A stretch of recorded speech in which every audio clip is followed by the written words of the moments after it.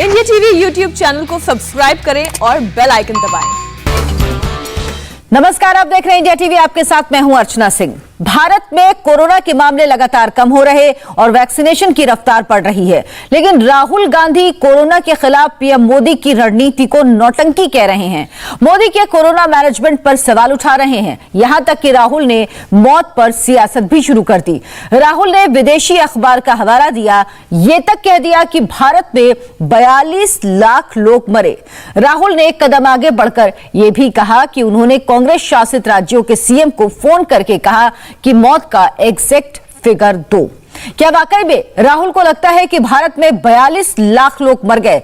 क्या राहुल को भारत की सरकार पर नहीं, न्यूयॉर्क टाइम्स और विदेशी मीडिया पर ज्यादा भरोसा है? एक रिपोर्ट की मदद से यह पूरी क्रोनोलॉजी समझते हैं।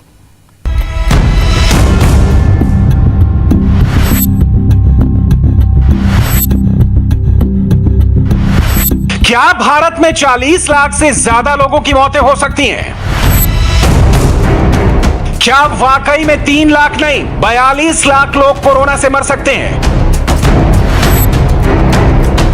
क्या वाकई में ऑफिशियल फिगर से दोगुनी हो सकती है कोरोना से हुई मौतें?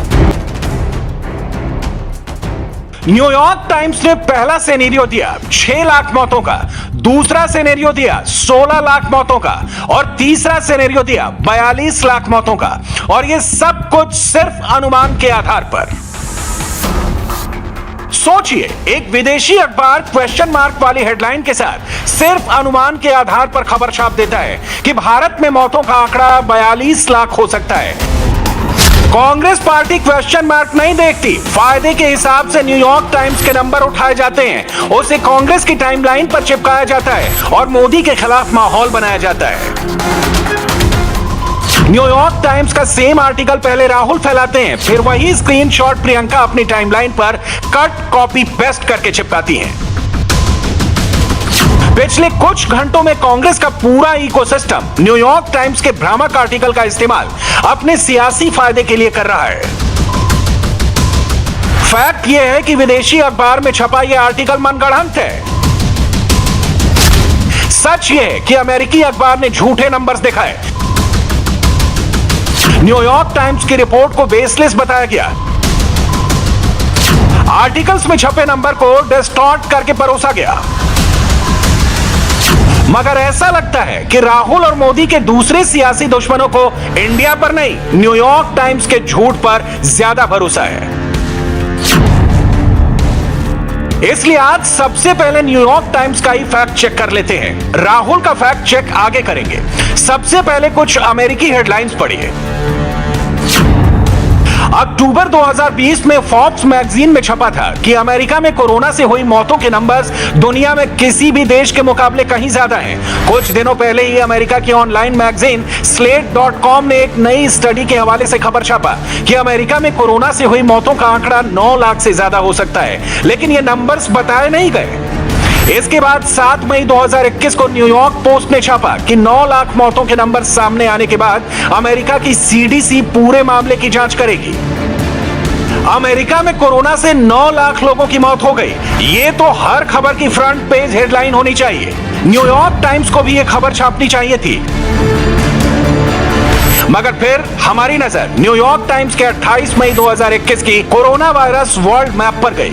जब हमने इसके पेज को नीचे स्क्रॉल किया तो अमेरिका में मौत के फिगर्स 9 लाख नहीं 5,92,938 दिखाई दिए।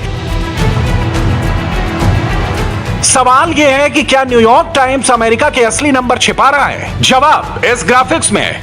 जब हमने गूगल पर अमेरिका में 9 लाख मौत और न्यूयॉर्क टाइम्स लिखा तो रिजल्ट में यह दिखा। इसमें साफ साफ लिखा है कि आर्टिकल से 9 लाख मौतों का फिगर मिसिंग है और इन नंबर्स को आर्टिकल में जरूर इंक्लूड करना चाहिए, लेकिन असली आर्टिकल में नंबर्स 5,92,938 ही थे। यानी 9 लाख मौत की खबर मई 2021 के पहले हफ्ते में ही आ गई थी, मगर न्यूयॉर्क टाइम्स ने उसे अभी तक इंक्लूड नहीं किया है। न्यूयॉर्क टाइम्स के नंबर घोटाले का एक और सबूत यह भी है कि दुनिया के कोरोना मीटर में अमेरिका में मौतों के नंबर्स 6,07,726 हैं, जबकि न्यूयॉर्क टाइम्स में यह नंबर करीब 15,000 कम है। विदेशी अखबारों के फैक्ट चेक से इतना तो कंफर्म है कि अमेरिका से आई किसी भी रिपोर्ट पर आंख मूंद कर भरोसा नहीं करना चाहिए। मगर मोदी विरोध की सियासत ऐसी कि राहुल बिना फैक्ट चेक किए सीधे अपने ही देश पर उंगलियां खड़ी करने लगते हैं, मोदी को ही झूठा करार देने लगते हैं। Don't lie about the number of people who died. You're lying. No. You're lying. You're lying to the people of India. Rahul Gandhi 2 दिन से न्यूयॉर्क टाइम्स के उस रिपोर्ट को लेकर जिस प्रकार की राजनीति कर रहे हैं, ट्वीट भी किया उन्होंने कि मौत के आंकड़ों को लेकर जिस प्रकार से वो उसे इन्फ्लेट करके दिखा रहे हैं। अब मैं एक सवाल पूछना चाहता हूं, क्या महाराष्ट्र अपने मौत के आंकड़ों को सही नहीं दिखा रही है? महाराष्ट्र में जिस प्रकार से लगभग, जहां तक मैं जानता हूं, 93,000 से अधिक डेथ हुई, ये क्या उससे अधिक डेथ हुई है वाकई महाराष्ट्र में? और महाराष्ट्र की सरकार ने ये डिक्लेयर नहीं किया है। सर्वाधिक डेथ महाराष्ट्र में हुई है, और अगर इन नंबरों में घपला है तो सबसे बड़ा घपला तो महाराष्ट्र में ही होगा। तो पूछना पड़ेगा महाराष्ट्र की सरकार से, आप बताइए, क्या राजस्थान की सरकार अपने मौत की आंकड़ों में घपला कर रही है? वो सही आंकड़े नहीं दे रही। आप बताइए, क्या ये आपके जो छत्तीसगढ़ का राज्य है, आपका जो झारखंड का राज्य है, वहां के मौत के आंकड़े सही नहीं आ रहे? देखिए, इस प्रकार से कहीं ना कहीं भारत को, और बिल्कुल सही कहा कर भारत के प्रवक्ता ने, जब उनसे पूछा गया प्रेस कॉन्फ्रेंस में कि ये आंकड़े जो न्यूयॉर्क ने दिए हैं सही है कि गलत है, उन्होंने कहा, देखिए, 5 लोग न्यूयॉर्क में बैठ के 10 लोगों को इंडिया में फोन करके एक आंकड़े जारी कर देने से वो ऑथेंटिक आंकड़े नहीं होते। इससे केवल और केवल भारत की छवि को सही तरीके से प्रस्तुत नहीं करने वाला एक साजिश ही दिखता है।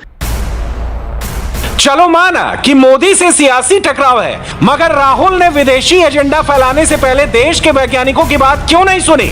नीति आयोग के सदस्य डॉक्टर वीके पॉल को सुनिए, न्यूयॉर्क टाइम्स का सच समझ जाएंगे।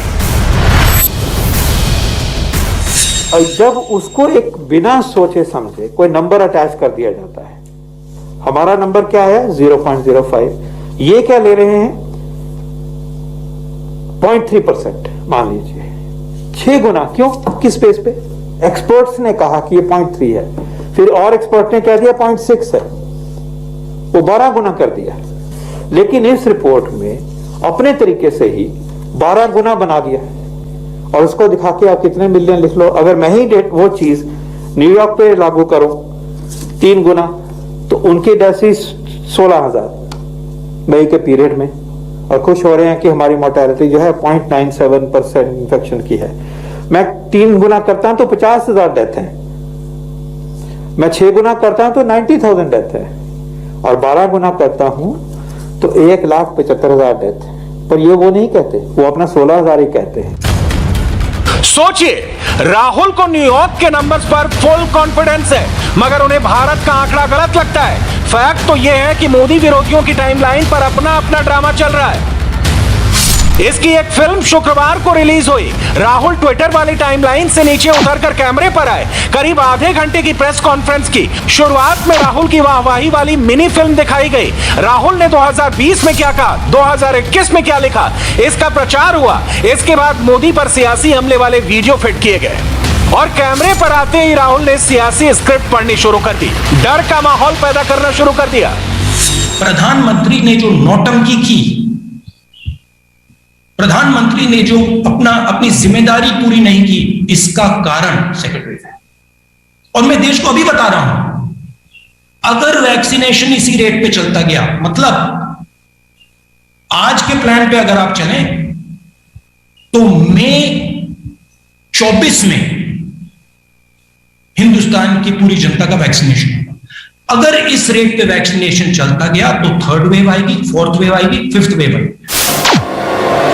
राहुल आए तो थे कैमरे पर वैक्सीन की बात करने, लेकिन उनकी सियासी स्क्रिप्ट नौटंकी से लेकर सीधे कुंभ मेले तक पहुंच गई।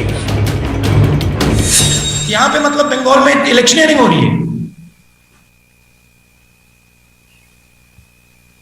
मैस इवेंट्स हो रहे हैं, करोड़ों लोगों को आपने कुंभ मेला में मतलब घुमा दिया। आपने ये भी नहीं सोचा होगा क्या। अरे भाई, आप भाषण दे रहे हो बंगाल में, आपके सामने लाखों लोग खड़े हैं, आप बिना मास्क वहां खड़े हो, क्या मैसेज जा रहा है लोगों को? वैसे राहुल ने अपनी प्रेस कॉन्फ्रेंस में चुनावी रैलियों और मास्क का जिक्र करके अपने सियासी फायदे के लिए मोदी पर जैसा पॉलिटिकल अटैक किया, थोड़ी देर बाद उन्हीं पर भारी पड़ गया। सोशल मीडिया पर राहुल की ये तस्वीरें तेजी से वायरल होने लगी। जनवरी की तस्वीर में राहुल बिना मास्क लगाए, बिना सोशल डिस्टेंसिंग का ख्याल किए मशरूम बिरयानी बना रहे थे। मार्च में राहुल तमिलनाडु विधानसभा चुनाव प्रचार के दौरान बिना मास्क के पुशअप खेल रहे थे। केरल में समंदर में फोटो सेशन करवा रहे थे। वो मास्क गैदरिंग का हिस्सा भी रहे, भोजन का भी लुत्फ उठाया, कैमरे पर सब कुछ दिखाया। ये सब कोरोना काल की ही तस्वीरें हैं। अब बीजेपी भी राहुल की भाषा में उनसे यही सवाल पूछ रही है कि क्या वो राहुल की नौटंकी नहीं थी। प्रधानमंत्री देश की पूरी जनता के साथ कोविड का सामना कर रहे, तब ये नौटंकी शब्द का उपयोग करते हैं ऐसे प्रयासों का, ये देश का और जनता का अपमान है। विडंबना यह है कि विदेशी मीडिया जिस तरह का भारत विरोधी प्रोपेगेंडा फैलाता है, राहुल और उनके साथी नेता उस प्रोपेगेंडा का विरोध करने की बजाय भारत में उसी के प्रचार प्रसार की तैयारी शुरू कर देते हैं। मसलन शुक्रवार को एक बयान मध्य प्रदेश के पूर्व मुख्यमंत्री कमलनाथ का भी आया। ये बोलते हुए कमलनाथ की जुबान नहीं कांपी कि भारत महान नहीं, भारत बदनाम है। गौर से सुनिएगा। मैं तो कह रहा हूं भारत महान नहीं, भारत बदनाम है। ये आज सब देशों ने रोक लगाई है कि भारत के लोग नहीं आ सकते। मैंने तो उस दिन कहा था उज्जैन में कि जो टैक्सी चलाते हैं अपने देश के लोग बाहर, मुझे तो किसी ने न्यूयॉर्क से फ़ोन किया कि जो भारत के लोग कुछ जो टैक्सी चलाने वाले हैं उनकी टैक्सी में कोई नहीं बैठने को तैयार। ऐसा बदनाम किया अपने देश को। सोनिया गांधी जवाब दे। क्या श्रीमती सोनिया गांधी जी, आप कमलनाथ के बयान से सहमत हो? आपके मध्य प्रदेश का अध्यक्ष कह रहा है ये कि भारत बदनाम है। कांग्रेस को लज्जा और शर्म नहीं आती? सत्ता जाने के बाद लगता है कमलनाथ ने मानसिक संतुलन खो दिया है। जाको प्रभु दारुण दुख दे ही, बाकी मति पहले हर ले ही। विनाश काले विपरीत बुद्धि। मैडम सोनिया गांधी, मौन तोड़ना पड़ेगा। आप साफ करो कि या तो कमलनाथ गलत है, पार्टी के बाहर करो, या फिर ये कह दो कि मैं कमलनाथ के बयान से सहमत हूं। इस तरह के बयानों की क्रोनोलॉजी का सच कांग्रेस पार्टी के नेताओं की टाइमलाइन में छिपा है। कुछ कहने की जरूरत नहीं है, तस्वीरें आपके सामने।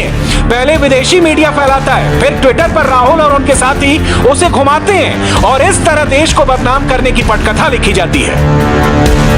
राहुल इससे एक कदम आगे निकलकर कांग्रेस शासित राज्यों के सीएम को फोन घुमाकर मौत के आंकड़े दिखाने को कहते हैं। सवाल है कि क्या राहुल न्यूयॉर्क टाइम्स की फेक न्यूज को सही साबित करने की कोशिश में है? कायदे से तो राहुल को अपने सीएम को यह कहना चाहिए कि कोरोना कंट्रोल करो, लेकिन राहुल का फोकस कहीं और है।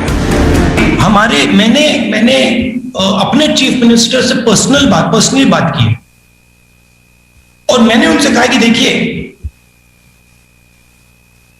झूठ बोलने से नुकसान होगा जरूर। डेथ रेट सच्ची दिखेगी तो लोगों को डिस्टर्बेंस होगी जरूर, मगर रियलिटी को एक्सेप्ट करना पड़ेगा, क्योंकि अगर हम रियलिटी को एक्सेप्ट नहीं करेंगे हम वायरस को रोक नहीं पाएंगे। मैंने छत्तीसगढ़ चीफ मिनिस्टर से, बाकी चीफ मिनिस्टर से बात की और कहा, देखिए आप लोग सच्चाई रखिए, क्योंकि सच्चाई हमारा दोस्त है। और मैं गारंटी करके कह रहा हूं कि सरकार की डेथ रेट झूठ है 100%,